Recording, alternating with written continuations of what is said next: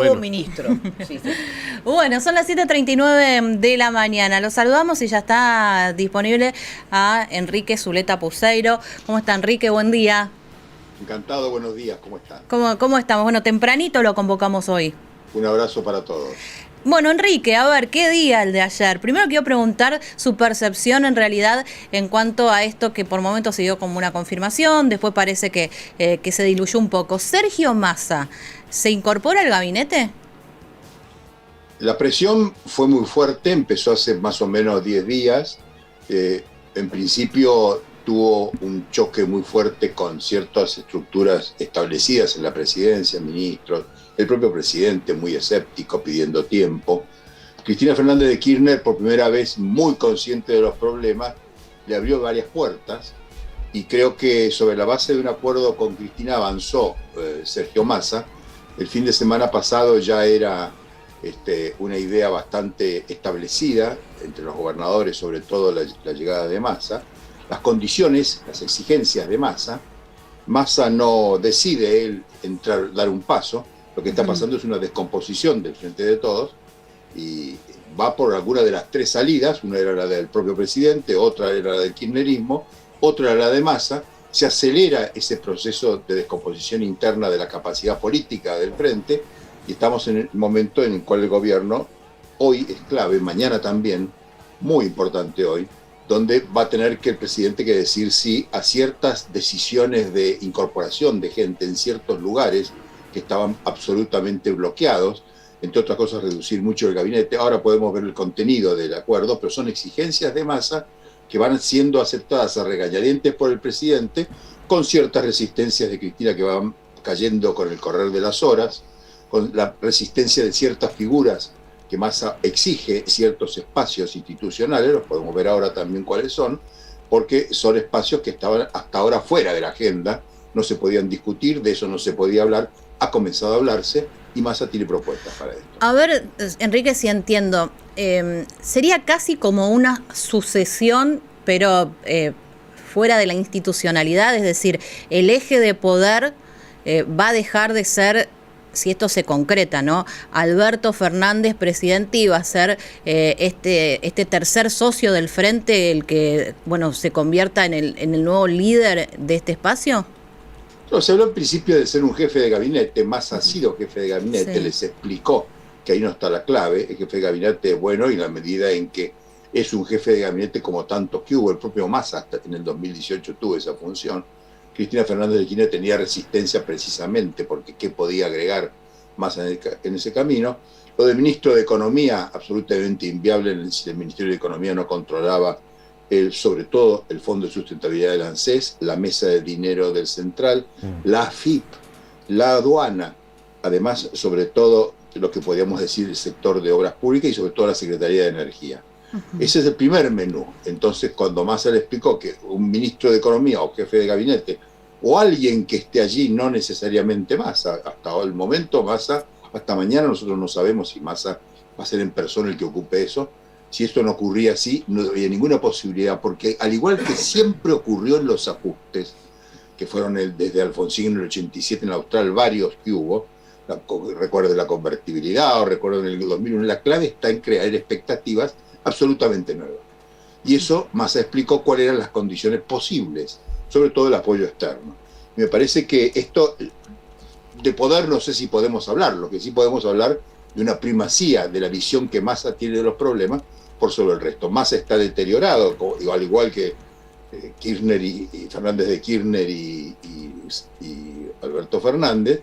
La gente no tenía tantas expectativas, solo podría hacerlo sobre la base de una reestructuración del poder y un mensaje muy fuerte de un cambio de condiciones, de agendas y sobre todo de expectativas públicas. Zuleta Puseiro, buen día. Habló de toda aquella cuestión vinculada al manejo de la administración del Estado, pero excluyó a tal vez el generador de mayores conflictos y de mayor contención. ¿El área de desarrollo social también debería ser administrado por una sola persona, el titular de la economía del país? No, allí todos comparten la idea de comenzar a hacer un cambio muy importante, que es el fin de la tercerización. Y eso es conflicto seguro con las organizaciones sociales.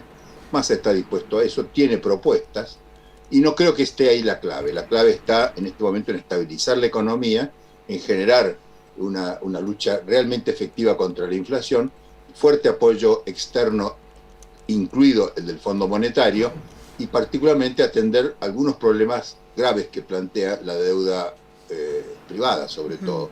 Creo que en Massa viene algo más a la agenda. Cuando fue la Argentina al Fondo Monetario la primera vez, le dijeron, si no está todo esto arriba de la mesa, ¿qué más van a hacer ustedes? Logró Guzmán que eso saliera de la mesa, firmar un acuerdo, le advirtieron a la Argentina que no se podía avanzar si no había reformas estructurales, y hoy lo que tenemos en vistas es la posibilidad de que algunas de estas reformas estructurales estén dentro del menú interno y externo de la Argentina. Todo esto se está debatiendo, todo esto no ha aterrizado del todo, prematuramente ha desencadenado una de las salidas posibles que tenía el Frente de Todos, y es un gobierno en retirada que está tratando de estructurar y ordenar más o menos las piezas. Veremos si lo logra. Dos preguntitas, a ver, ¿qué le parece a usted, digamos, que se pueda analizar o ver o evaluar que Massa pudiera llegar al Ministerio de Economía en medio de que la actual ministra estaba en Estados Unidos hablando con la gente del Fondo Monetario Internacional, con bonistas, etcétera, etcétera? Si no es demasiado desprolijo eso. Y lo segundo es, el gabinete sumó a Mansur, hombre muy fuerte en Tucumán, gobernador de Tucumán, sumó a Scioli, ex vicepresidente, 2 veces gobernador de la provincia de Buenos Aires, la posibilidad de sumar a Massa y también la de Capitanich, el gobernador de Chaco. ¿Qué son? ¿La necesidad de fortalecer el gabinete o manotazo de Abado? No, en realidad son todos casos distintos. Batakis es muy funcional esta estrategia, Massa ha apoyado a Batakis. También lo hizo de alguna manera en este viaje al Fondo Monetario, en el cual Batakis fue bien recibida, llevó un paquete bastante claro de definiciones, que era el que esperaba realmente el fondo. Le fue bastante bien también con ciertos representantes de los bonistas, ¿cierto? Porque en general es un equipo de segundo nivel que tienen los fondos, y esto se basó en que es ante todo una ministra de Hacienda, es una secretaria de Hacienda. Batakis no es una ministra de Economía ni pretende serlo, y me parece a mí que eso es funcional. Batakis puede y debe tener un lugar, porque el primer reflejo con que fue recibido Batakis fue bueno, según mi información en Nueva York. No podría hablar de cuál es la repercusión dentro del kirchnerismo o dentro del albertismo, que es una cosa distinta, pero hacia lo que quería el Batakis lo logró, y me parece que Massa lo ha apreciado. Va a estar Batakis. Es más difícil el papel de Scioli. Scioli vino como un gran candidato. Claro, ¿cómo se diluyó todo? Si algo se suspende es la candidatura presidencial de Scioli y todas las candidaturas presidenciales. Los únicos que siguen, los de la oposición, porque tienen un problema importante de definición en las candidaturas presidenciales, no sé de la campaña, pero el que siga en campaña realmente va a tener un deterioro. La gente no está esperando campañas, está esperando realmente una lucha. Claro, Enrique, en esto no, porque, a ver, Massa es un dirigente que nunca escondió su ambición de poder ni su intención de en algún momento ser presidente. Pensando que quedan 15 meses de gestión, ¿aceptar esto no es inmolarse o es, a ver, si logra Massa estabilizar la economía, tiene, digamos, vuelve a poner en carrera este Frente de Todos y a él, digamos, con una plataforma interesante para ser el candidato, o esto ya es casi, inmolarse y pasar esa pretensión presidencial al menos para 4 u 8 años más adelante? Por lo que yo sé, y sigo la cuestión bastante de cerca, con los protagonistas, diría, no repito información de los diarios, no es es un tema que esté en el centro. Creo que Massa no se inmola, pero tampoco cede en la idea de que el Frente de Todos tiene que tratar de ensayar la única posibilidad que tiene adelante, que es dominar la inflación. Si la inflación sigue así, el Frente de Todos no llega a fin de año. Y entonces eso es lo que Massa, no solo por ambiciones electorales, les ha demostrado al resto. No hay posibilidades de que sola la economía se cure porque se compra menos energía, o porque llegó el verano, o porque la gente cambió de expectativas, o porque se olvidaron de los problemas. No, entonces me parece que eso es una condición de posibilidad para el Frente mismo, no solo para su candidatura, para el Frente mismo, para que logre terminar el gobierno. Massa, el gran problema de Massa y es que lo que ha detenido muchísimo los problemas hasta ahora, la resolución, es que Massa es el presidente de la Cámara de Diputados. Y entonces, no solo es una última ratio, una última razón la del Congreso, sino que qué se hace con el Congreso.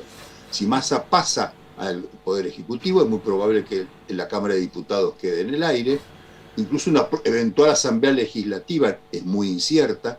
Massa es un hombre de consenso, de articulación, de capacidad de diálogo con el resto de los partidos. Me parece que en este momento se corre el riesgo de un gobierno muy de excepción, muy de emergencia, desde el Poder Ejecutivo, con DNU y el solo apoyo del Senado. Eso es una perspectiva institucional difícil, es uno de los mayores riesgos que tiene la solución Massa, que no tiene no solo este riesgo, tiene otros riesgos también. Los gobernadores han apartado muchísimo, los gobernadores son el elemento disparador. Sin la presencia de los gobernadores ayer, de emergencia, porque la reunión estaba prevista en Río Negro con otra agenda, sin la presencia de los gobernadores, la exigencia de los gobernadores, una exigencia muy fuerte, esto no se hubiera precipitado. Han sido catalizadores y estimulantes de un proceso de cambio. Mansur es funcional con esto, de allí la exigencia de los gobernadores de que Mansur continúe como jefe de gabinete. No sabemos si Mansur está tan interesado en eso, pero lo que sí sabemos es que los gobernadores exigieron la presencia de Mansur representando una solución federal en el centro, en el nervio más sensible del gobierno que viene. Va a ser un gobierno muy de representación de los gobernadores. ¿Se eliminan ministerios en una especie de gabinete de emergencia o de campaña? ¿Eso también se está analizando? Hay muchas alternativas. Todo el mundo piensa adentro de este universo que estamos hablando, ¿no? Afuera es otra cosa. Después podemos hablar que pensamos el resto de los que estamos fuera, pero en este momento se piensa en una reducción de ministerios. El congelamiento del gasto es un congelamiento por gasto devengado, no solo el presupuesto, y me parece que eso implica para 10 ministerios por lo menos la inanición. En este momento, de hecho, en la práctica, en los últimos 90 días, el único ministerio que tiene capacidad de gasto y la está ejecutando es el Ministerio de Obras Públicas. La obra pública es lo que parece que no se va a detener, sigue allí, aunque las exigencias externas son empezar por la obra pública, es al revés. Es otra de las prioridades que deberá atender el nuevo esquema. Pero de todas maneras hay muchos ministerios que realmente en este momento quedan paralizados hasta donde llegaron y difícilmente continúen si no es dentro de un esquema de fusiones. Algunos de los nombres que ustedes mencionaron son nombres que van a aceptar, seguramente, lo han hecho ya, de subordinarse a este esquema, que tampoco es un esquema ilegal ni inconstitucional, se conserva toda la cuestión que podríamos llamar de articulación interna del gobierno. Lo que sí hay es un stop muy profundo, es un shock realmente sobre el gasto público. Los nombramientos que hemos visto que nos escandalizan a todos son en realidad pases a planta permanente o la entrada de gente muy militante, que es lo mismo que va a hacer el gobierno que venga, porque esas cosas se acabaron y en este momento tienen 10 días o 3 días, depende del cálculo que hagamos, para parar lo que es evidente que la reforma de la administración. Poniendo el nombre que pongamos, indudablemente lo más importante o lo que se necesita en este país es generar un shock de confianza. El único o la única posibilidad es que baje la inflación. Creo que es lo único que le preocupa al común de la gente. No, después está la microdiscusión. No, le preocupan más cosas. Lo que quiere saber es si el gobierno sabe a dónde va. La gran pérdida de confianza tenía que ver con la absoluta incapacidad del gobierno para proyectar un sentido de orientación. Cuando un gobierno proyecta un sentido de orientación, la gente acompaña aunque los datos no sean buenos.